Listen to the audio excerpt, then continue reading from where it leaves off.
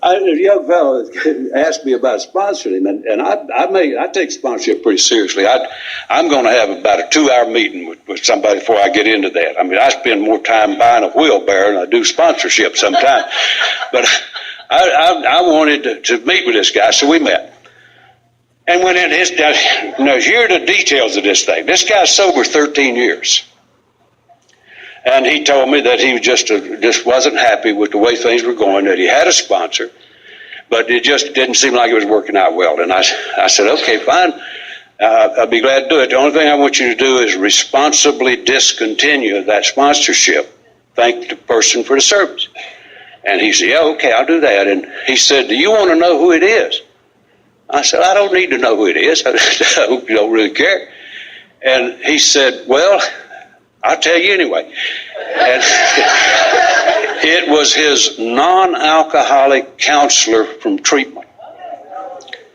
And I tell you, I'm a fairly calm fellow, but I mean, my blood pressure was just going. I was thinking, Jesus, how far off can you possibly get?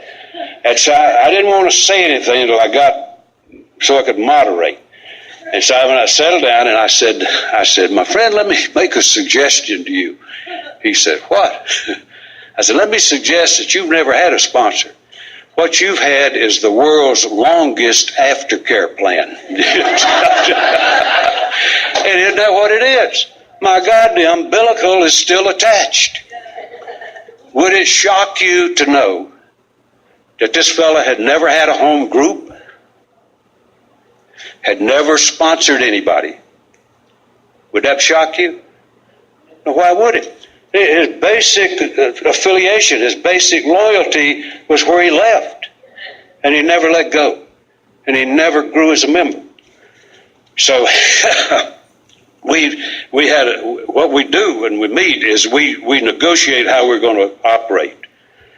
You know, what I'll do, what I will expect of him, what he can expect of me. I want it understood so that we don't get surprised and disappointed when it doesn't work like I think it's going to work. So I can work that out.